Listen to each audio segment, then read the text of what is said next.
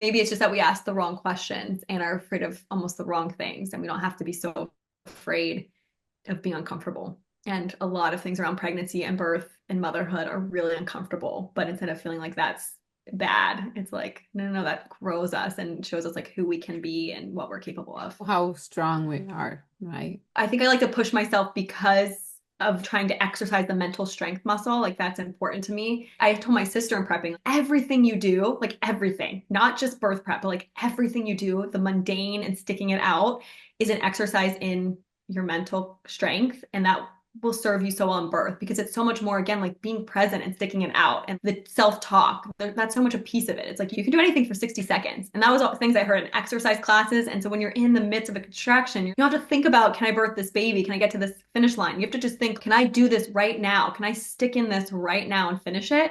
And so I'm like, I had to exercise that muscle doing dishes. For some reason, I can like never wash the last dish. And sometimes you're like, I can do it. I can just finish this thing. And that sounds so silly, like it doesn't correlate, but I really feel like it does. It's like the mundane tasks of life, like really exercise you to show up in the big tasks of life. And we can exercise that all the time. And then when you're raising little humans, man, we'll come back to that again and again and again and just be like, can I make it to the evening? Right. And you can, but you have to keep exercising that mental belief and strength about what you can endure. Welcome to Birth from Within, where inner wisdom meets grounded preparation. We're here to share raw, real birth stories and offer the insight and tools you need to move through the system with courage, clarity, and authority. You are made for this. Your body knows what to do. This podcast is the heart work of a nurse and a perinatal chiropractor, women who have walked our own birth journeys, and now we walk beside you. In each episode, we share practical tools, grounded wisdom, and deep reverence for your body's design. Let's return to the root, because birth doesn't start in a delivery room, birth starts from within. Welcome, everybody. This is Birth from Within, a space for real mothers to share their journeys of pregnancy, birth, and postpartum. Today, I have the honor of interviewing Elisabeth, a mother who chose to bring both of her babies at home. So, thank you, Elisabeth, for being here, and let's just go right into it. Can you tell us a little bit about your pregnancy journey leading up towards birth? It's so exciting to be here and talk about babies and birth. I got pregnant for the first time in 2020. So my husband and I were married almost 9 years, and we weren't even sure if we could have kids or would have kids. And I feel like it was probably a year of not trying. And he was out of town for work the beginning of March. I think I found out the end of February, and it was a like, oh my gosh moment. And in the 2 weeks, I actually didn't tell my husband for 2 weeks. He was out of town. I was creating a surprise for him to come back to because he had always wanted to have babies. And so I wanted to do something really special. And I also took some time to process this earth-shattering news amidst everything coming out about COVID. So he ended up coming home a few days early from a work trip. He was at the ACC. And so I had to get everything done faster. He came home because the tournament was canceled because of COVID. So everything was like, what is happening? We had just done a wedding that was like the biggest wedding we ever did. I think 400 people at the end of February. So within the 2 week span to find out we're pregnant, have everything stop and tell my husband was how our journey started. Right away, I think through thinking about it, I knew that I would have a home birth. I had maybe thought about using a midwife center, but our midwife center where I lived had been bought by a big hospital through our pregnancy journey through COVID. Friends we've had, several had been transferred to a hospital. I felt like home birth ended up being the right fit. That is a pretty wild transition because I worked in a hospital as a postpartum nurse. And so years past, would have never imagined that I would do a home birth. So through pregnancy and learning, I had a benefit of watching a lot of women have babies, some natural births in the hospital. My older sister had a home birth back before I knew anything about birth, when it seemed such a far out thing to do. So that seed had been planted, I think. And then I knew a lot of women that used the midwife center. And I think for me, the biggest thing is it was such a similar experience to go somewhere, but they still had to drive, just like at a hospital. You couldn't go until a certain point of being in labor, and you had to leave often 4 hours post-birth. And that to me sounded like a lot of work when I could just be home and have a very similar experience. And if something went wrong at the midwife center, you literally were transferred in an ambulance to a hospital. So it just seemed to me like this seems like the most sensible thing. And with COVID, there were stories about women having to wear masks and limited support team. And so it just felt like home, I get to call the shots. That's something big because you don't hear nurses a lot of, oh yeah, I'm gonna go and have a home birth. That was big right there. It was a like 180. One neat thing is there was a nurse that worked with me that had retired right after I left that unit, and she had all her babies at home too. So I feel like there were a lot of just little seeds planted. So even though it was kind of out there, my main reason is that I had been in the system. And so I knew every decision that I would come up against and what opting out of something or doing things a different way.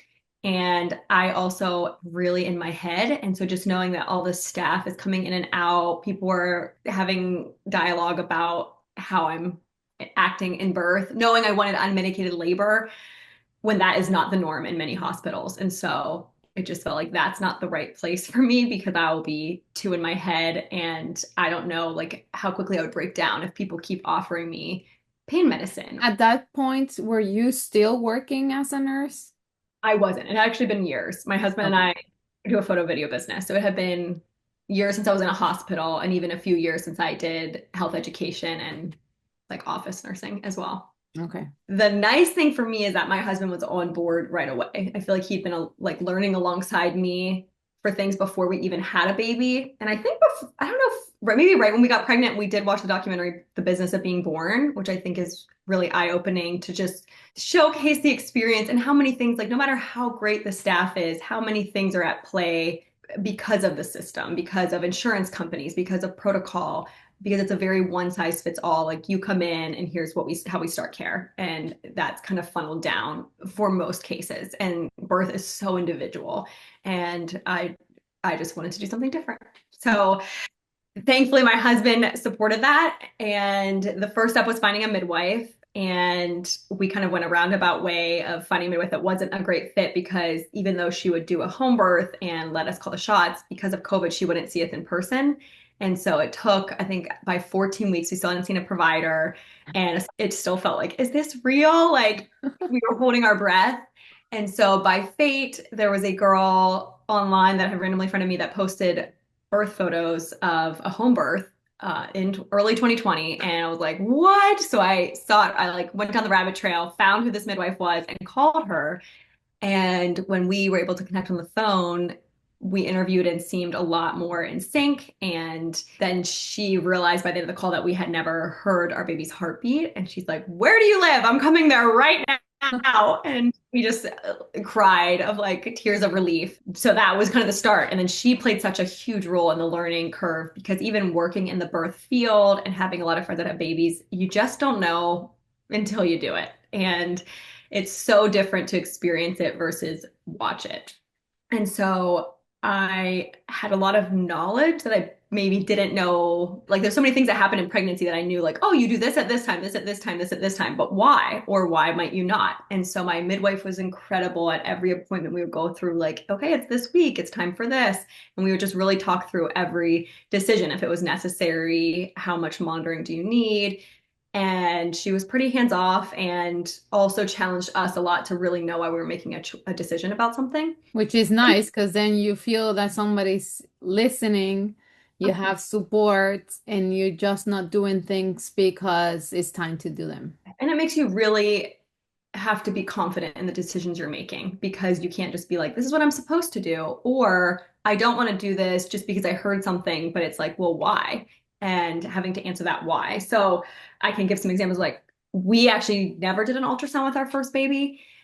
We did not do a lot of things that I feel like have become standard of care. I never did the glucose drink, and there are some midwives that do an alternative with that you could do like blood sugar pricks. For us, like Wait. Okay, let's go back to what was your kind of your preparation. You mentioned it all started with the business of being born.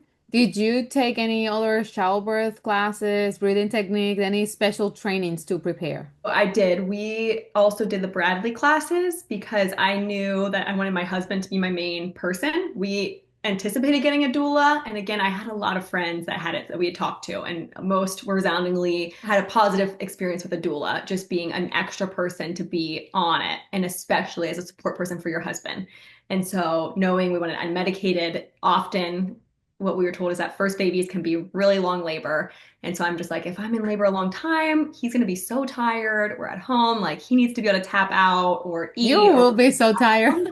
yeah, I'll be more tired, but I need somebody with me. And so who can be that person or help support him as well so he can be there for me? So we knew a doula. We were pretty sure we would get a doula. However, I wanted, and I think Naz, he wanted to be a huge part of it as well. And so Bradley ended up fitting that desire because it's husband-led childbirth. And so it was a woman that taught the classes, and we got lucky that it was a bit one-on-one. So she came to our house for like an 8-part series. So we did I mean, that was like 2 hours times 8. So it was a lot of just getting to hear her birth experiences, and then her just give us a lot of tips on alternative pain management, on ways he could support me on. I think it helped us like have conversational things to say and not to say, helping to create a birth plan. So I feel like that was pretty thorough, more thorough than a lot of classes. Like it was, I can't say it was perfect, but it was a good thing to set us up. There are some pieces that you have one time of class where it's like, here are some things the husband can do. Or she would say, like, get up and dance, and just giving you all kinds of tips. And you're like, we're not going to remember any of this. And that's again for us why it felt great to have like a doula and a team to help give us some direction. So we did those. We also did a few birth classes with our doula. So she, I think, offered 2 classes in our package just to kind of go through decisions you make in pregnancy and that you would make around having a baby. While I knew a lot of it, I was fortunate because it was all just a refresher. I'm like, okay, it's this thing, but this is when that happens and why. And it helped us, repetition, like hearing something once, there's so much thrown at you. There's so many decisions to make. And so I feel like having it covered from different angles throughout the pregnancy was really beneficial. And then I read a few books. I read Ina May's A Guide to Childbirth, Woman's Guide to Childbirth, and that was excellent. But I remember having pregnancy nightmares I think I got to 30 weeks and I hadn't read the book yet. And I would dream that I went into labor. I'm like, I didn't read the book. I didn't read the book. I'm not ready. And so I think finally by 32 weeks, I felt ready to start tackling actual birth prep, because to me it felt so far off. And so that's where you'll learn a lot about just listening to what you're ready for, what you need. And I wasn't really ready until I got a little closer to delivery. And then I was able to start reading birth stories and really reading the thorough pieces about, if you were in a hospital and wanted pain management, like what are the pros and what are the cons? And I feel like that's how we try to look at everything. Like, here's the positive, here's the negative, to make an informed decision. And then just like try to listen about birth stories and different things. So recap, business of being born, Bradley childbirth classes, you hire a doula, and you read Ina May Guide to Childbirth. Yeah. Looking back, is there another book, class, mentor you wish you have discovered sooner?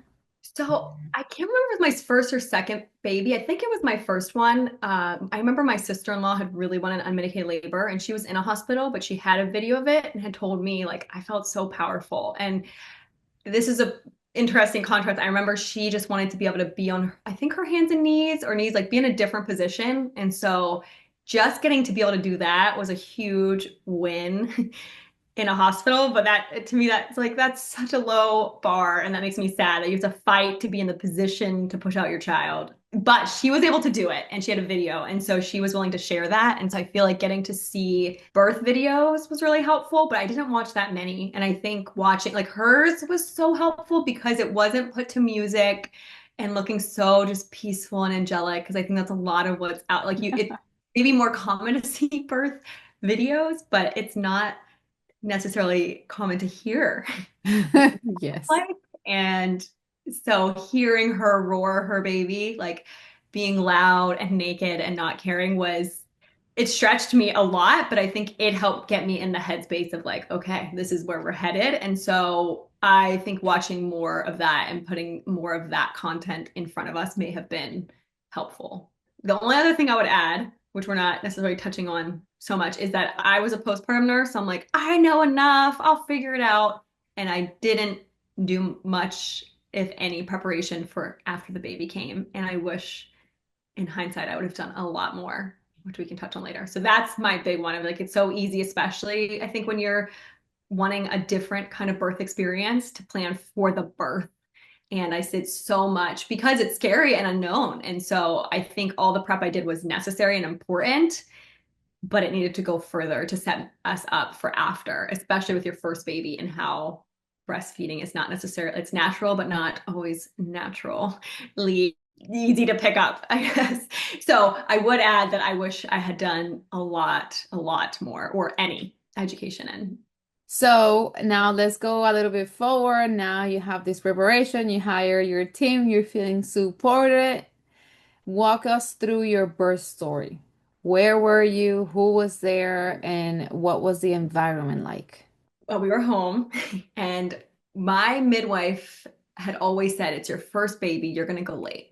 And that was in my head. And I think that helped a lot to just prepare, like instead of hearing my due date, I'm just going to go for 2 weeks after. Because I think the ambiguity around having a baby when you're not scheduling anything is so hard because you have like a month window of like, could be now, maybe even more than a month, like probably 6 weeks really of anywhere in this time. And my mom lives across the country. And so trying to work out having people there. So easier with your first baby where you have no kids to about childcare at all. My due date was November 5th. And so I was like, I'm hoping for mid-November. I want the baby to come like before Thanksgiving. I don't want to be stressed about being past 42 weeks. Because I was like, what if I go late? What if I go to 42 weeks? And she's like, what if you do? She was so chill. Like, then we'll talk about it. We'll figure it out. So I was planning late. At our house, I feel like I'd slowly work. We had like a birth binder, and it was like, here's your list of things to have, maybe clean towels, a crock pot, different stuff. I wanted to have a birth tub just in case. I didn't know for sure, like, do I want this or not? But I wanted to have the option of it because we did not have just like a big tub at our house. That was my husband's, I think, only job. I was like, I need you to get the birth tub set up. And instead, he decided to try to run our fireplace gas line out to our porch so that it would go to a grill. And he had his dad come over and his brother for a whole day. I'm 40 weeks pregnant, almost 39. I think it was 39 weeks pregnant. And they installed this gas line that ends up leaking. So we can't even be in the house for a while, like for 2 days a day. And then it ends up not working at all. The fireplace doesn't work, nothing works. Fast forward a week, I was editing and trying to finish some work projects. I always sat on a like yoga ball at the computer for a while. And then I went up to go to bed at like 1 a.m. and I went to the bathroom and I just kept peeing. So I was like, oh, I don't think I'm peeing anymore. So it was just like a steady stream for a while, but I had no contractions, nothing. And so I was like, did my water just break? So I was like so stressed by this point because I'm like, it's so late. I haven't slept. If I'm going into a 30-hour labor after being up until 1 a.m. trying to finish a project, like I'm so stressed out. So I hurry and hop into bed and then the contractions started. And it was for me, like it was bad period cramps. And I don't have that bad of period cramps, which is actually some doubt I got going into it of like, you probably can't do this because you don't have that bad of period cramps is a thing I was told that you're like, I want to not believe that. Okay. So here it was, low cramps in my abdomen. Wow, So this is the first time I hear that about period cramps and contractions. yeah. So then I'm laying there and I feel like they were probably every 15 minutes to start. So anytime I would almost fall asleep, I would have a contraction or a cramp. And it was bad enough that I couldn't sleep. So I tried for maybe like an hour or two. And then I was like, okay, if I'm in labor, I don't really have my crap together. So I should go do that. So I went and gathered all our supplies and I was trying to wait as long as possible for my husband to sleep because I'm like, I don't know how long this will be. I don't really know if I need him, but also our birth tub isn't set up. And so I remember waking up and being like, hey, babe. I think I woke him up at like 4 a.m. or 4:30 when I was like, I'm definitely having contractions. But I was like, I think I'm having a baby and I'm having a hard time with the fact that we have a fireplace gas line that doesn't work, but not a birth tub. So he's like, we don't need the birth tub. I was like, but if we do, I would really like to have it. And so I feel like he spent like an hour or two trying to get this birth tub pumped up. Originally, he started blowing it up and I'm like, you cannot be tired. So thankfully he found like an air mattress pump. That's just the stupid story of our wonderful husbands and have that set up ahead of time. Things happen, and that's why we're doing this, so you know what things can go wrong. Yeah, I wish it was easier to set up, but it wasn't that easy. And then it had to be in our bathroom because there was like we didn't have a good like a hookup to put the water in. So we had to jiffy rig it, whatever, to our spigot because we only had a shower in our bathroom. And Oh, it was a mess. So I then took a shower, like a shower felt amazing. I'm trying to think when we called our midwife. I was trying to not wake anyone up because I'm like, it's gonna be so long. I want people to be rested. But by the time we called our midwife, my contractions I think were like 2 to 3 minutes apart, lasting like 45 seconds. So we call her and she's like, oh, wow, okay. She's like, I have a meeting in the city. So I'm gonna come check on you. So she probably got there like 7 a.m. and I did not want any cervical checks. And again, I didn't know so much. I think the main reason is in my head, I knew, to me, it felt so arbitrary, like knowing if I'm only 3 centimeters, I'm gonna feel so defeated to think how long I could have to go. Or in my case, I ended up, she's like, I just need to, let's just do one check and see where we're at. And I think because the contractions were so close so quickly, so she did check and I was 8 centimeters. So at Oh, this point, wow. I'm like, oh my gosh, it's gonna be the fastest first baby ever. So I think I'm close.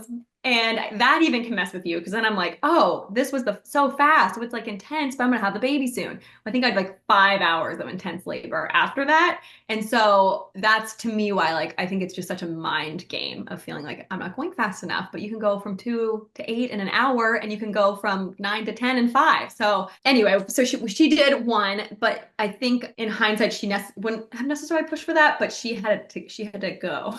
So she couldn't stay. So she checked on me and then was like, this is going very fast. So she set up her different midwife to come. And so that was a huge piece of something that didn't go as planned of a woman I hadn't met. But at this point too, my doula had just shown up and she was photographing the birth and the doula. And so having her was very helpful. And so I think at this point I was like so in the zone. And so the But wait energy a second. You said your midwife has to leave? to leave. Yes. Isn't that why she got hired in the Well, the spoiler is that it was a court date, and so she couldn't not go. And Oh. yeah, so it was kind of a mess, but we didn't know this, and she just thought I was going to go late. I guess not a lot of women have babies on their due date, and so Okay, and in that space, how did you feel when she said, "Oh yeah, I can't stay"? I think not great. But then by the time she left, I didn't even actually know she left because it was so intense, and so I was so in the moment. And I think in prep, that was the biggest thing I learned is like you can't be thinking forward or when is this going to be done or how much longer because you don't know. And so all you can do is be exactly where you're at. So I remember she was there for a few hours because she was very much of like our goal is to get this baby down. And so with that, we don't want you to be too comfortable. And so every like half hour she would have me doing something different. And so I started upstairs. I was on the toilet a lot, like sitting on the toilet, getting a shower, walking the hallway. At one point I tried to go outside, but again, I was home and I thought that would be great. I imagined late night walking around my yard or a neighborhood, but no, it's like 9 a.m. And so then you're like having such intense contractions. So I went out for 1 second. I was like, no, no, no, this is negating the point of being home and being relaxed. I have to go back inside where it doesn't matter if I'm noisy, because the contractions were very intense. So a lot of what I did, I was like leaning on my husband a lot wherever we were. And then I think it was my doula that had brought a big like scarf that he could put around his neck. So you were like holding on to it or you could hook it to a door. So to me, that was the most helpful because you were like straining but keeping upright with gravity. Probably by the time I was on the toilet again, I guess the midwives made a switch. So I don't know that cognitively I was aware right away, but that's when we were like, let's try the birth tub. So we got in the birth tub, or maybe I was on the toilet and I think it was like, you might be ready to try pushing. And this was from the other midwife. And so I was like, oh my gosh. So we get in the birth tub and I feel like the baby's head came like quickly, but then it just wasn't being productive pushing after that. And so we were in the tub for probably 45 minutes to an hour when it was just like, okay, you can feel the head, you can see the head, but the baby, like, it's not coming. So that's where it was a really, I'm going to pause and go back. One thing that was so special is that leading up to this, when I would have these minute long, like super intense contractions where like there was no way I could get through it without moaning, they would help coach like low volume, like you should be very low in your throat having a baby, not like a high pitched noise, make as much noise as you need, move. And a lot of times they would be there with me. Like even my husband, he would just be like, I don't know, I can't make the noise right Making now. the noise with it. Yeah.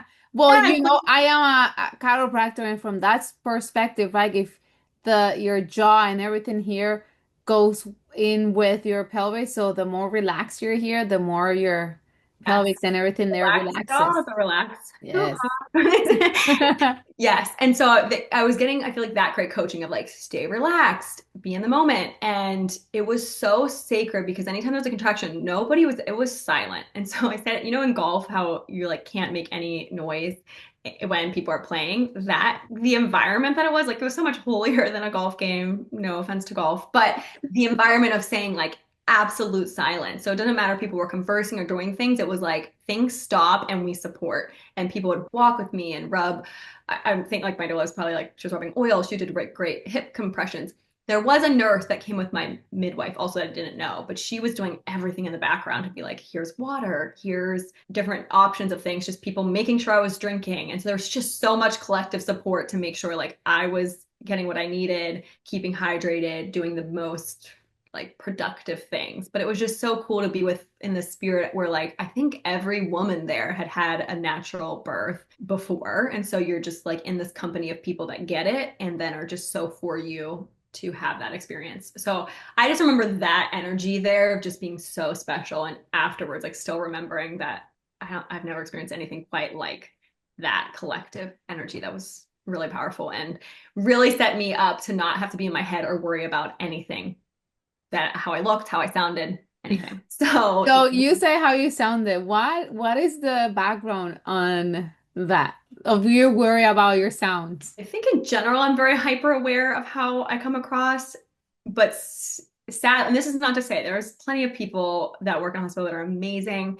I just remember as a nurse, as a postpartum nurse, you had to go work on slash shadow the OB floor for a while. And I also worked as the newborn assessment nurse, which means I was in the labor and delivery. And just hearing the chatter around nurses about people because it was so unusual for someone to come in. And I just feel like hearing how women were talked about that like stuck in my head. And it shouldn't matter because it does not matter. But that just didn't leave me. And I think I was like, what will I sound like? That's it. That's kind of that simple, but I am easily embarrassed. What's something I'm working on. And my doula had told me from the very beginning of the class, she's like, it is very primal and you will roar. And I was very uncomfortable with that. But it's so true. And I think hearing those things along the way helped gear me up to be like, I'm going to step into this piece of myself that's more unhinged and primal and wild that I don't often. Did you practice any like sounds before? Do you wish you would go back and done some of that? Because still it feels like you were still concerned about that while in labor. I talked about it with my husband because I think I was nervous around him. So we talked about a few things of telling him, like, I'm just really nervous. So we had talked about, I was like, I'm afraid I'm gonna poop. I'm afraid how I'm gonna sound. You will, most You don't watch probably. a lot of videos. I think you don't know how you'll sound and it's so guttural. But then I was very quiet. And I have other friends that I know, like, they're like, I didn't really make noise during birth. I act as much as I didn't know how it would be. And so I don't think that occurred to me that like, oh, I'll definitely have to moan through my contractions. I have a really good friend that had a unmedicated birth in a hospital. I remember she said how guttural and low her voice was. So I think helped like channeling that. It was okay. But it was just nice with my husband of never being like, oh, she's making weird noises, instead just right alongside me. So that part was nice. It was just so nice to know that there was no judgment or like nobody was thinking anyway or anything was silly because they'd Yeah. seen. I mean, the mental stuff can stop so much part of your progression.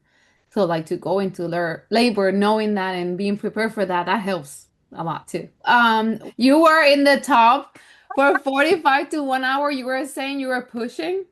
Yeah, pushing and the baby just wouldn't come. So I think I was thinking, because that's one thing too, you can really practice as you listen to these videos of us. I feel like I talk about poop way too much. But in May's book, she talks about how similar it is of muscles and to practice, like you can practice when you're going to the bathroom, like keep your face relaxed. There should be no straining. You're not pushing from your face or your neck.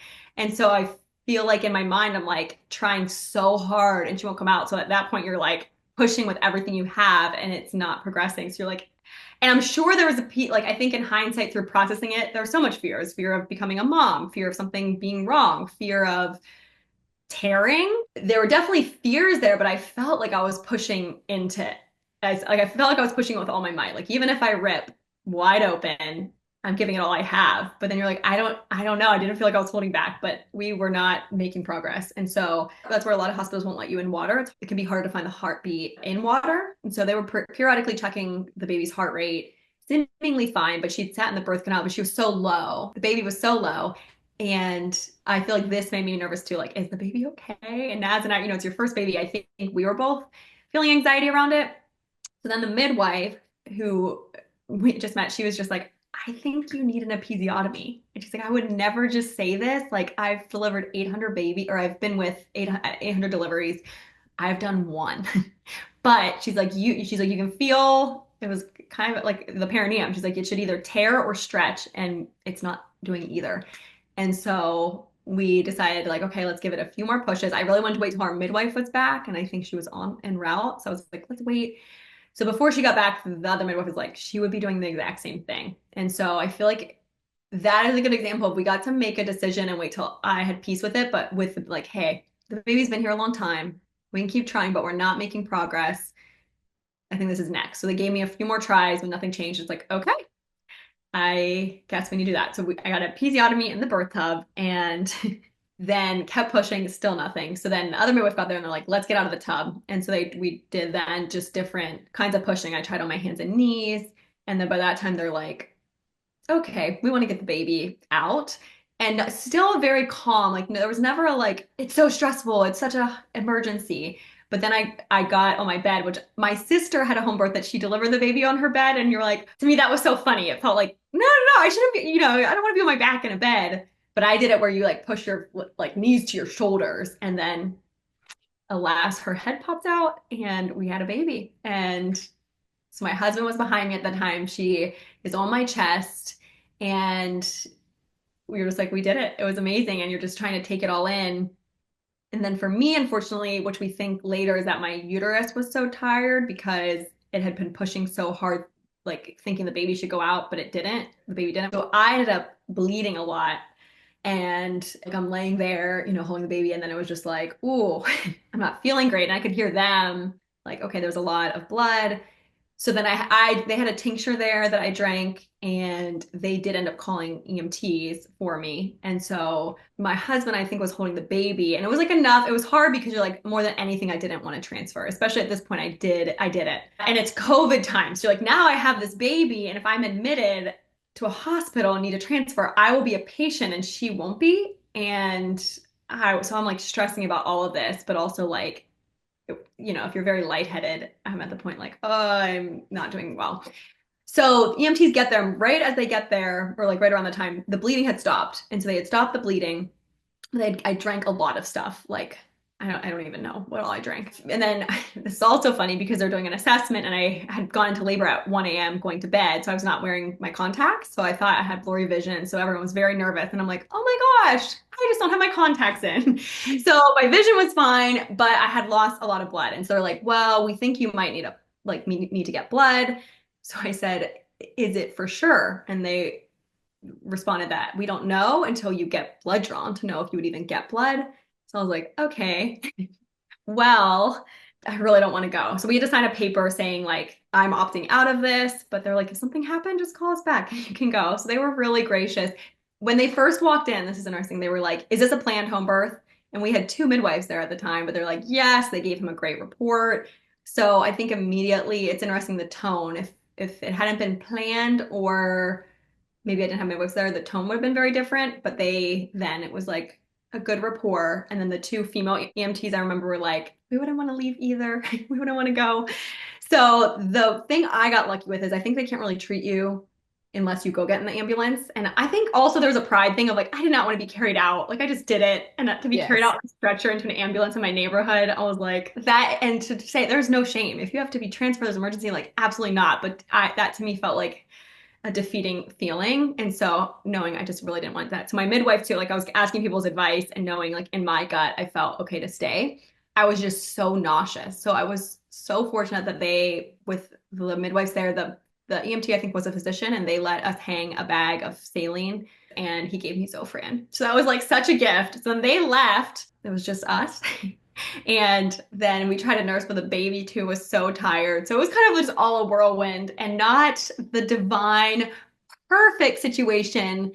But even with the things that were hard and didn't go wrong, I was so thankful to be at home and to know like how calm and informed and autonomous every decision got to be, like to be made as a team and to give us like the space to like listen to my body to see what I need. That even when things maybe got emergent, the energy was calm and they made sure, like, I feel like the due diligence was done across the board and I was well cared for and supported in places that things were like variations, like what our team who had done so many births at home or unmedicated, it was like variations of normal. Whereas I think a lot of those things have been so much more quickly emergencies.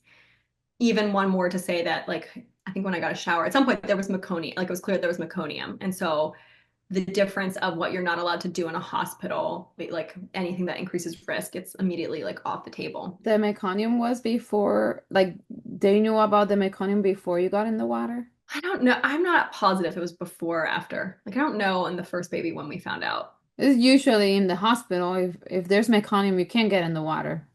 Yeah. And it was still a lot of stress because COVID was a big stressor for the entire world. So, I can only imagine trying to give birth in the COVID era, having the fear of transferring to the hospital where you didn't want to be there at all, more because of your experience already in the hospital.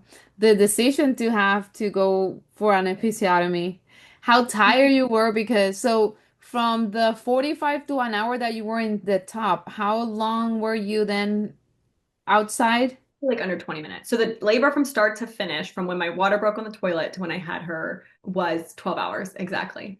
I feel like by all standards, a pretty short first labor because I was ready for 30 hours. I'm like, it's going to be 30 hours at least.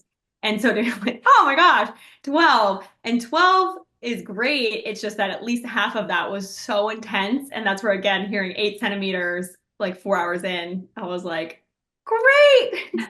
So close. And you're like, it was a labor of love for sure to get through the next hours of like the most intense thing I've ever done.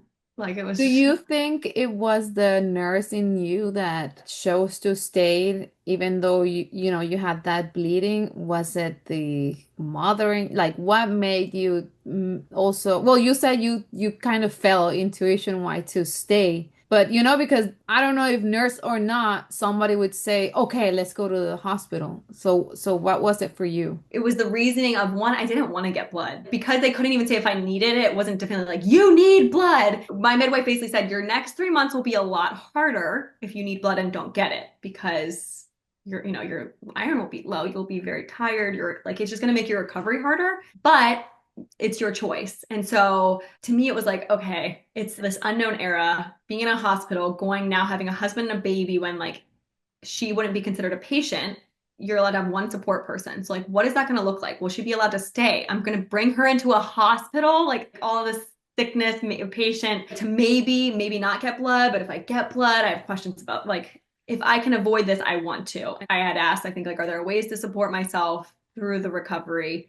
And they're like, there are things you can do. It's just going to be hard. And so maybe parts of nurse, maybe part fear, because it was just like everything I didn't want. And I felt like I'd done it. And so to go at the end felt to me like if I can avoid it, I just want to. So I would say the mother piece, because it was mostly fear about being split from the baby and knowing like the most important thing that needs to happen is me be with this baby and to take her to that sterile environment around so much sickness where we're going to now go into the battle that I had just avoided. The like all the decisions, but at the same time, she's not a patient. So it just felt like this is too complicated for her sake. And I think the best thing we can be doing is staying here together and resting. And nobody was like, no, you need to. There's no question. I think Nad's the only person that really, I think everybody actually said, you should go. And I was like, oh, what do you think, babe? And he said, I think you can stay. We were close enough to care, like if we needed something. So it's like learning to listen to my body. Like if I really needed it, I would go. Like I understand there's a place and a time that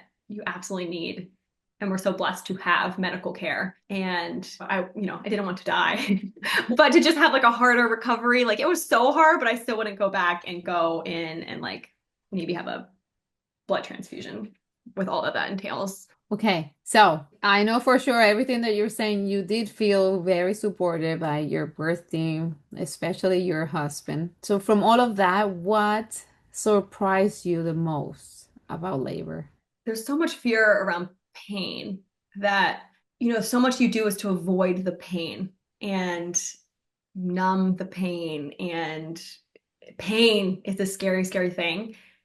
So I think going into it, being a little afraid of like, how's it going to feel? Can I do it? And trying so hard to be present in the moment. For me, with that birth, I feel like pain was the wrong word anyway. Like I was like, it was so intense. And there's one other word I used to describe it, but I can't think of it right now. But it's so unique and it's so purposeful. And I think like how much you learn from yourself to like not numb the pain, but just sit in the pain, to like listen to your body, to know like being in tune with your child, to just knowing what you're capable of enduring. I think all those things, it's like instead of shying it away from it, we should, I think that's the wrong piece, because you really learn who you are in the uncomfortable.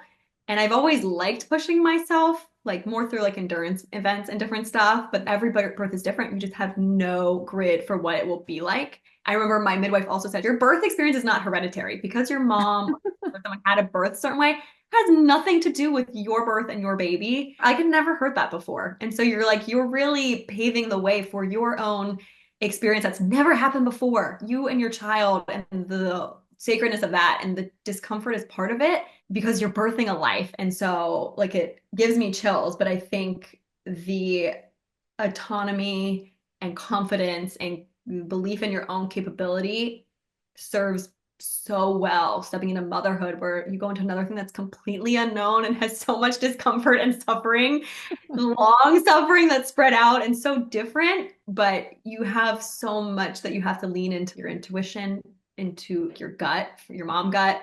And I just think all of that plays so much into the future and the mother. And I'm so grateful I was able to get that. And I think just the belief in myself, because there is, I think the start fear, like, can I do it?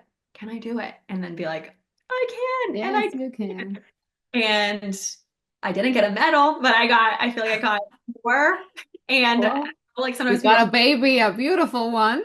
yeah, sometimes I think maybe it's just that we ask the wrong questions and are afraid of almost the wrong things. And we don't have to be so afraid of being uncomfortable. And a lot of things around pregnancy and birth and motherhood are really uncomfortable. But instead of feeling like that's bad, it's like, no, no, no, that grows us and shows us like who we can be and what we're capable of. How strong we are, right? I love that the birth experience is not hereditary. La, la, la. That's so good because, yeah, I usually hear people say, oh, yeah, my mom, this happened and that happened. I'll probably be that. But no, if you have the preparation, the education, if your mental is set into, I envision and feel a beautiful birth, the outcome is not the same. Yeah. Yeah. Because we sentence ourselves like, oh, it's in my genes, or my mom. Yeah, exactly. Like you said, that will be my story too.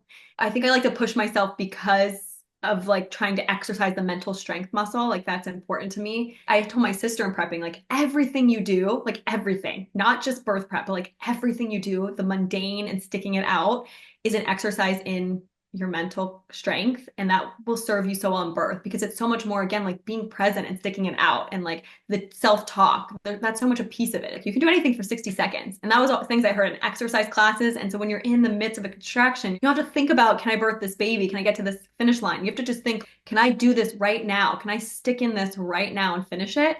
And so I'm like, I had to exercise that muscle doing dishes. For some reason, I can like never wash the last dish. And sometimes you're like, I can do it. I can just finish this thing. And that sounds so silly. Like it doesn't correlate, but I really feel like it does. It's like the mundane tasks of life, like really exercise you to show up in the big tasks of life. And we can exercise that all the time. And then when you're raising little humans, man, we'll come back to that again and again and again and just be like, can I make it to the evening? Right. And you can, but you have to keep exercising that mental belief and strength about what you can endure. What was the most empowering, memorable moment during birth? Good question. if I could pick out one moment, something I didn't talk about in the beginning is like I didn't tell a lot of people my plan because I know so well how when you're pregnant, people love to tell you the worst stories. Like everyone has a really bad story, whether it's their story or someone they know. There's a lot of fear around birth. And I worked so hard to protect my mental space of not wanting people to put things on me of fear. Like, you don't need help finding the fear. You need help finding the solution and finding the strength to go against the fears, like go against the grain. And so I think that's a huge piece of like, it's okay to guard your wishes and your hopes and your story. And so when people would ask me, where are you having the baby? A lot of times I just like, oh, I'm using a midwife. That's as like alternative as I would go. Mostly people were fine with that and didn't push more. Occasionally they did. There's a few people I told, and there's a few people that came to me like, I'm really scared for you. I don't think this is a good idea. And it's just like, that's not helpful. You're like, well, I decided this. And like, do you think that I didn't? I'm not doing my due diligence. Do you think that if I walked into a hospital, there's no risk? Why do you think that's better? Like, to me, that's not better. To me, this is the best decision. This is the right decision. And so I think in guarding that and then coming out the other side of doing it, even when it was really hard and it didn't go perfectly. Because sometimes I feel, I want to say shame, but maybe a little disappointment in how that first birth went because I feel like I did everything as right as I could and like made the best decisions.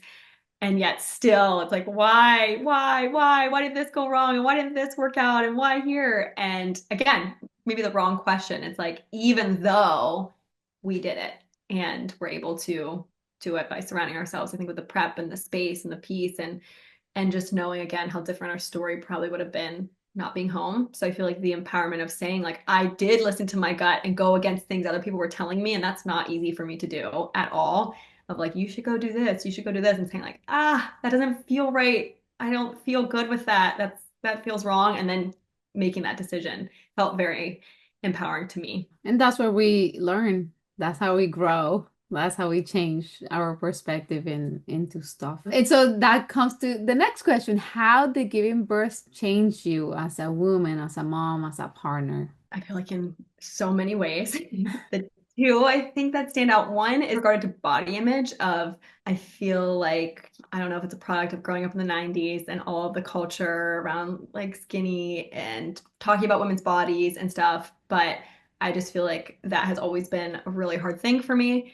And it was so awesome to live through what my body can do and look at it not instead of just like how it looks and like seeing like that's what your body's here for. You know, it's like, no, look what my body can do. It birthed a baby, it fed a baby for years. It like just getting to be so proud of it. And all those things were so hard. That's a different story of how hard breastfeeding was. But like saying like these things, it would have been so much easier to give up and give in, but it felt important to me. It felt like the right thing. And so I endured a lot to make it happen. But how I get to feel the gratitude, it's the same like the thoughts, like the kind thoughts I get to give to it of like, we did it. It was really hard. It wasn't that because it's easy to hate my body. Like, why don't you work? Why didn't you work right for these things? But instead it's like, you're amazing. And not just like that's not true only if you have a baby, but I think that was a big switch for me of seeing my body with a gentler and more gracious perspective instead of being so hard on myself. Which is what the exterior, right? Is like, oh no, think about this, but can we change the perspective? Can we put on a lens of gratitude of look how powerful and how beautiful and how like the biggest miracle of I'm building a baby. Like baby is growing inside of me. That's like hard work and beautiful in all senses of Yeah. it. And then like to actually receive, right? Like, I mean, you did it. That's amazing. I feel like a lot's been taken from women because it's like there's so much sacrifice and instead of being seen as maybe the empowerment that it is, just like the shift in culture and feminism. And there's so many pieces I bought into. Like I didn't know if I ever wanted any of this. And then there's still times that you're like, it's so hard. Life is so much harder now with babies. But at the same time, like I would never trade what I got out of it. And to know like that God created us in this way to create life and sustain life. And that as a woman is something really cool to hold on to. That's like so beautiful and powerful of this thing that we get to do and are capable of doing So with was that. there anything, something different you would do if you could go back? I mean, actually, probably if I go back, I don't know if I would use the tub.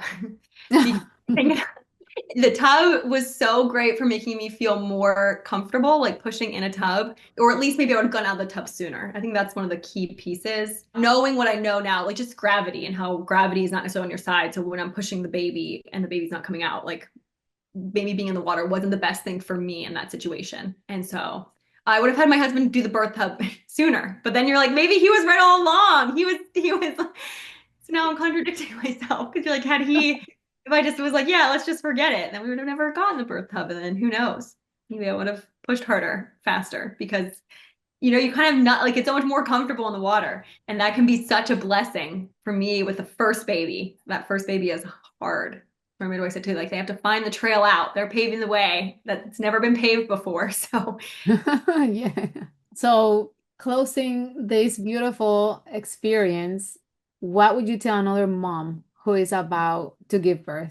what I would say, like, you can absolutely do it. And the biggest thing is that you get to the place to believe you can, and then do everything you can to set yourself up in an environment and with a team that you feel so safe around. And second is like, if you can get your husband on board. Going through this with my husband, with our first baby, he was there every step of the way. He was at every birth class. We engaged in conversations around everything I was reading. He read some of his own stuff. He did a lot of research around all the questions he would have to answer. So if we did get transfer, he knew the decisions we were coming up against and he was ready. And you need those people to stand in front of you because when you're in labor, one of the things somebody on our team said was like, you shouldn't be making decisions. You literally can't critical think. You're in a part of your brain that has no ability to critical think.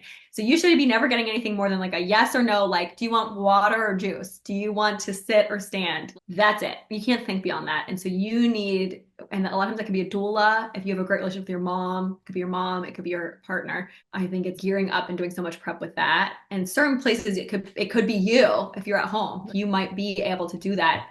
But if you have to make a decision, I think it's good to have somebody there to be an advocate and be that like wisdom. Because I think that's the beauty of women. Like there's so many women that have gone before you and done it, and you can too. We're not special. You're just as special and capable as we are. If you want it, it can be yours. So I think that, and remembering it's like so mental. Like obviously it's physical, but it is so mental.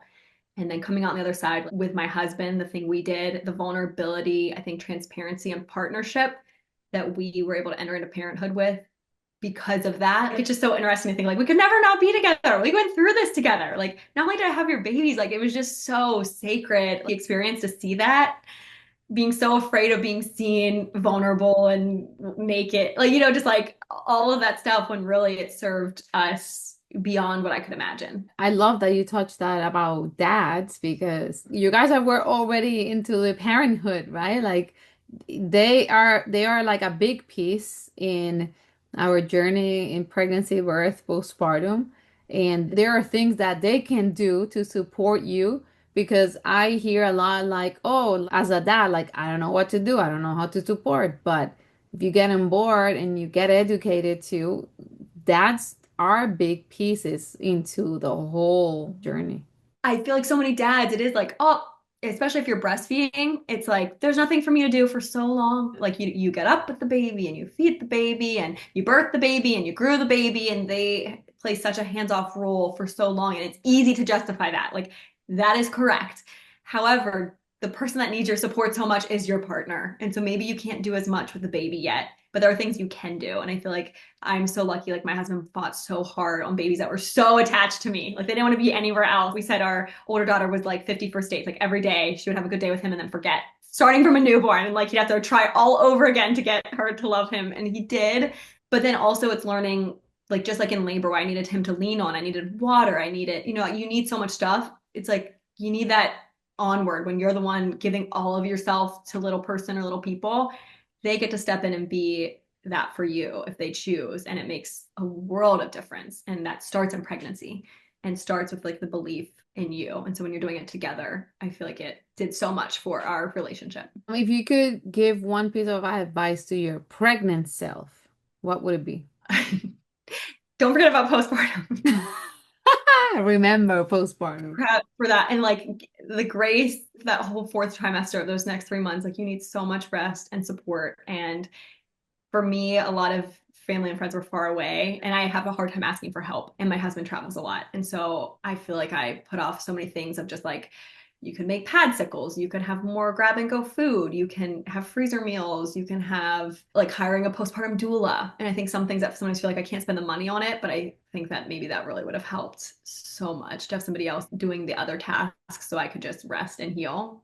And I think that was especially true for how hard my first recovery was. But on top of that, for us, breastfeeding was hard. And so having resources for like a lactation consultant and things to support your poor boobs and nipples in those early days. And there's just so much that's hard. So like having some more resources instead of suffering for so long, but I just didn't prep for that. And then you're so overwhelmed with this new baby. It's very hard to do in the moment. So So I would you say would have 50-50 yes, pregnancy, yes, or at postpartum, least I trying mean, to birth, find, postpartum prep. yeah. So to close this last question, what do you wish more women knew about birth, postpartum, or motherhood? Number one, get ready for postpartum. Maybe how many times you'll find you at the end of yourself, knowing like you need other people, you need a village. And we live in a hard world where there's not necessarily a village. And so it's figuring out how to lean on people and where you can ask for help and get support because we're not meant to do it alone. That's a great point because I also hear a lot of women saying, "Oh yeah, I have my midwife. Oh, I'm fine." But then they don't know how much a doula can bring into the team.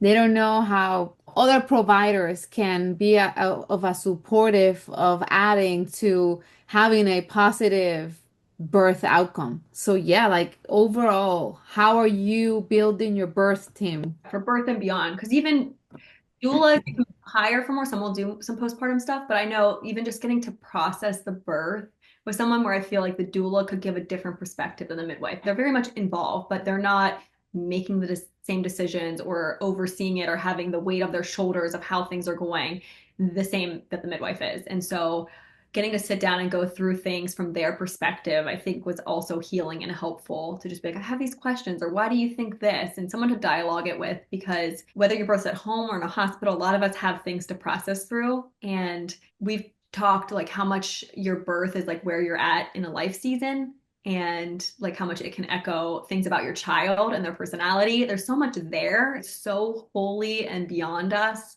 And so to like sit in that with people, like I think the processing it and the talking about it can be such an important piece as well, on top of like the tangible support of just like needing to sleep or needing someone to help make food or do dishes or sometimes hold your baby. And Take a shower. it's hard, yes, and it can be so isolating. So I think working to lean into community, you really can't and aren't meant to do it alone.